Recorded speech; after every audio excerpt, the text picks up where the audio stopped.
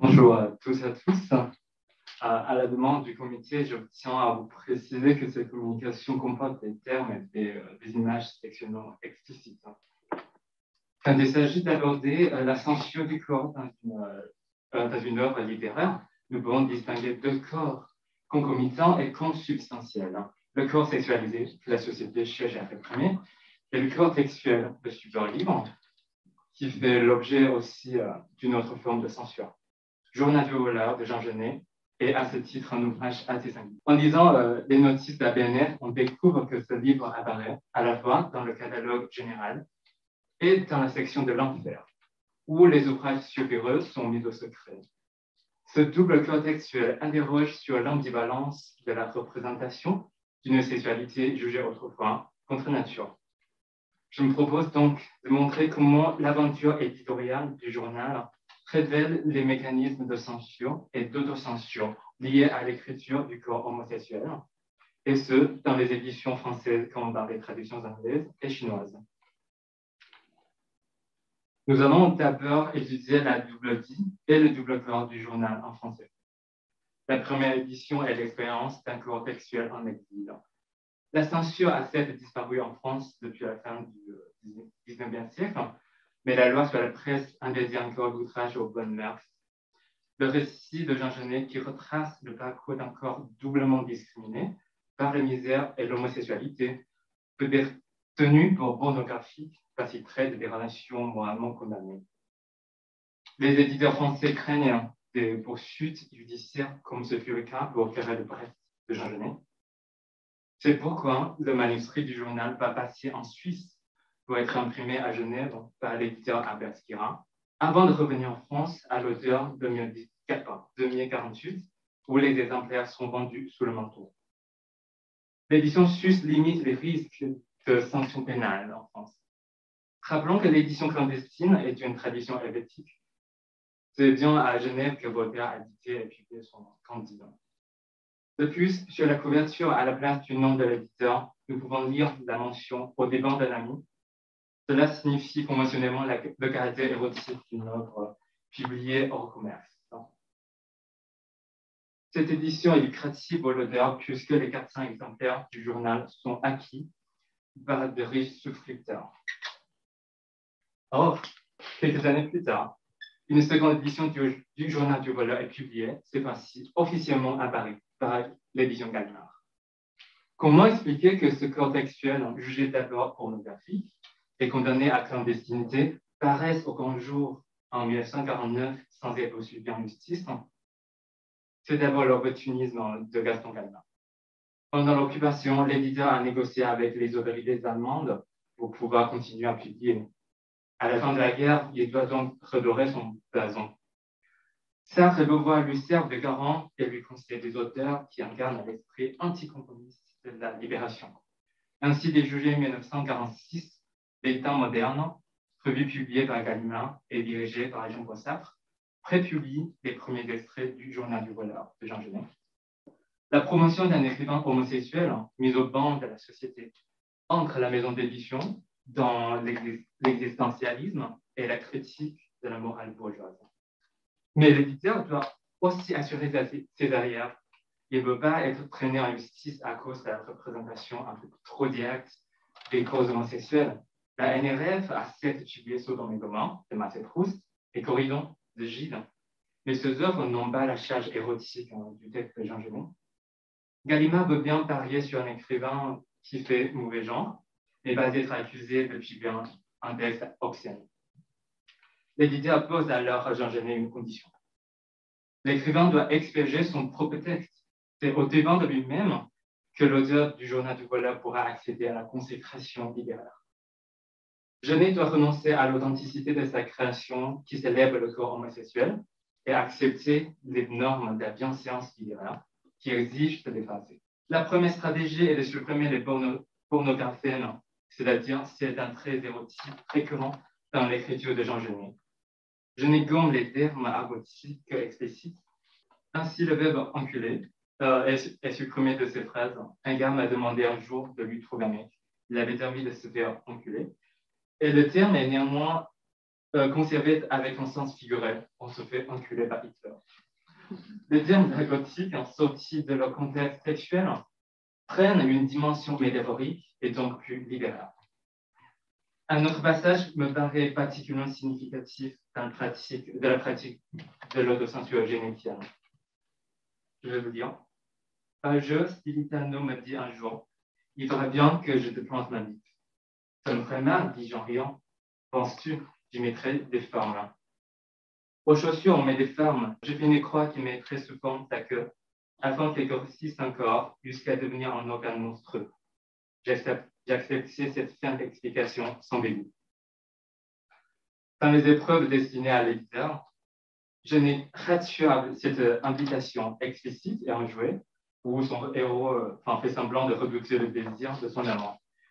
Il ajoute même dans la marche, ce vin a détruit en entier. Mais lisons ce texte qui précède, qui est, lui, conservé dans l'édition Gallimard, pour comprendre les effets de l'autocensure. Les réels mal physiques, réels ou fins, qui signalent et le fait oublier, plus secret un mal de l'âme se dissimule, énumère les plaies secrètes, les dents cassées, la laine fétide, la main coupée, l'odeur des pieds, etc.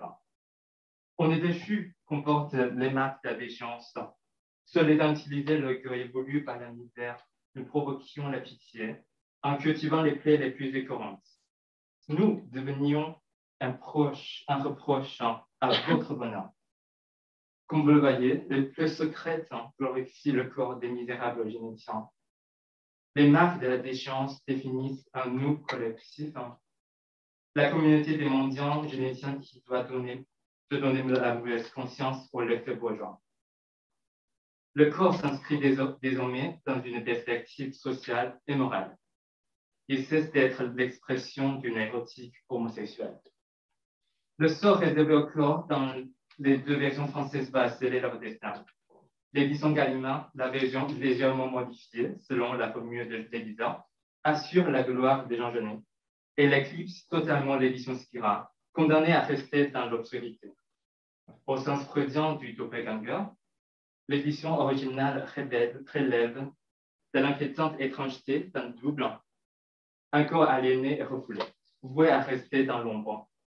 L'édition Gallimard entre par la grande porte au catalogue de la BNF dès sa parution. En revanche, l'édition Skira, acquise par la BNF en 1962, tombe dans l'enfer. Or, l'édition originale va peu à peu sortir de l'ombre. L'enfer de la BNF, supprimé en 1969, sous l'effet de la révolution des mœurs, est recréé en 1983 avec une autre fonction, la protection d'œuvres considérées comme rares et exceptionnelles. Mais il faut attendre jusqu'à 2021, c'est-à-dire l'année dernière, pour que ce texte dont éclipsé soit sorti de l'enfer. À l'occasion de la nouvelle édition Pléiade Gallimard. Cette édition clandestine refait surface parce qu'il exprime l'authenticité de l'expérience génétienne du corps. Après avoir étudié l'autocensure de notre cas de près, une autre forme de censure du corps, c'est la censure dans la traduction du journal en Chine.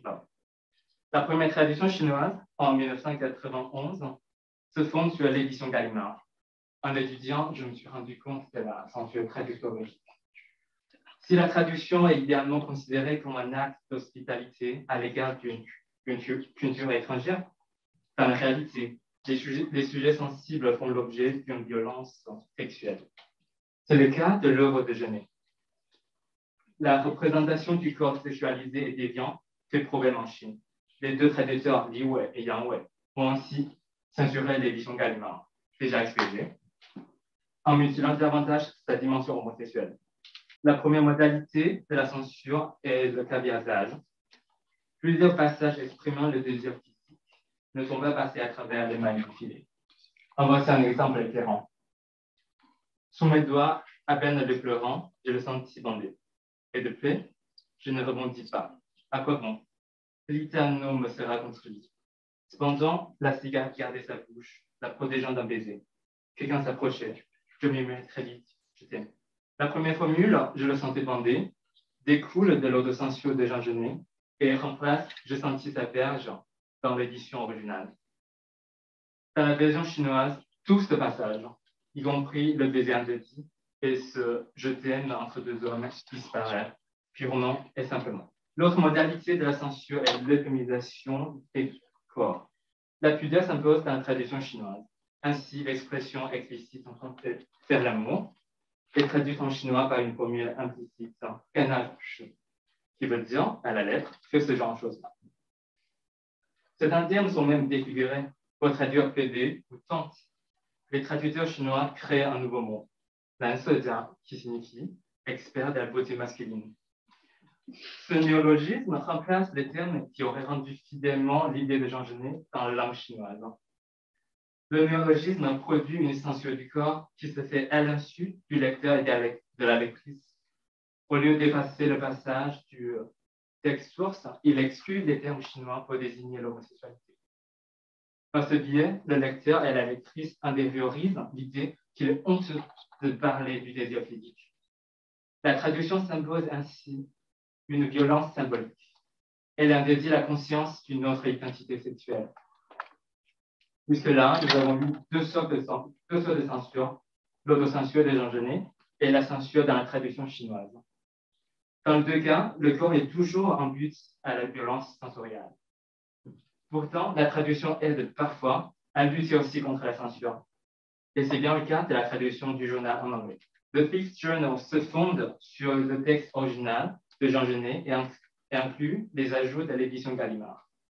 Bernard Frischmann, ami de Jean Genet, est aussi son agent littéraire et son traducteur de cette version hybride qui restitue en anglais les passages censurés. Cette édition est publiée par The Olympia Press à Paris dans les années 50, parce qu'à cette époque, les termes concernant le corps et l'homosexualité sont interdits aux États-Unis comme au Royaume-Uni. Sur la 4e page de la couverture, il est d'ailleurs écrit Not to be sold in the USA or UK. Or, c'est cette version du journal qui est publiée par Groupe Presse aux États-Unis en 1964 dans un contexte plus libéral. L'édition américaine reprend donc le texte hybride de l'édition Olympia. Le texte génitien, le corps génitien est à nouveau associé au corps du livre par le truchement de la traduction. Cette version va marquer la Beat Generation et faire de Genet un auteur culte de la libération sexuelle aux États-Unis.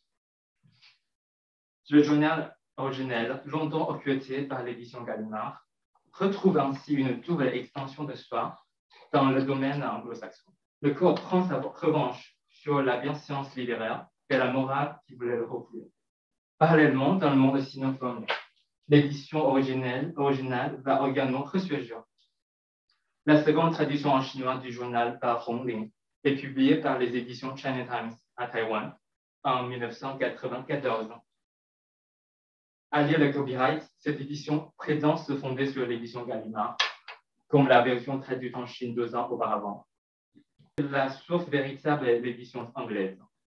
Ainsi, ces phrases auto-censurées de l'édition Gallimard, le tube de vaseline, dont la destination vous est assez connue, est remplacé dans la traduction en chinois traditionnelle par cette phrase qui provient de la version anglaise explicite The tube of vaseline, which was intended to grease my prick and also my lovers, qui enfin retrouve sa source dans le texte français d'avant auto-censure. La dimension corporelle est même exacerbée dans cette traduction taïwanaise, à l'instar de ce passage. Le mot étranger n'est pas propre à Albert Camus. Mon étranger est un criminel effronté. Il éprouve un désir obscène et irrépressible. Je veux planter dans mon esprit cet arbre fruitier, noirci par le litige object. Alors, lorsqu'il donnera des fruits frais, je demanderai à mon pudique frérot, c'est-à-dire Camus, de sucer ce liquide aussi exquis que ma queue dure et fougueuse. Ce passage hypersexualise Jean Genet, qui défie et en même temps invite avec Camus un rapport sexuel. Autant on ne le trouve ni dans l'édition Kira, ni dans l'édition Gallimard. En fait, c'est la traductrice taïwanaise qui s'est permis de l'interpeller sans aucune note et s'approprie ainsi la voix de Jean Genet. Dans le contexte de la libération sexuelle et du mouvement LGBT à Taïwan, après la période de la loi martiale, Journal du voleur exprime désormais une radicalité homosexuelle. En surcompensant l'interdiction de la correctité, la traductrice n'inventait pas pourtant une nouvelle forme d'ascension. En conclusion, je voudrais souligner l'originalité du Journal du voleur. Son double cœur le fait osciller entre clandestinité et reconnaissance, création authentique et autocensure, langue française et culture étrangère. La censure crée un va-et-vient entre occultation et surexposition du corps. La traduction joue alors un rôle ambivalent, produisant une nouvelle situation interculturelle et peut renforcer la censure, mais aussi ressusciter le corps refoulé. Grâce à la dualité du journal du voleur, la voix singulière de Genet prend toute sa place dans l'histoire des représentations du corps. Je vous remercie de votre attention.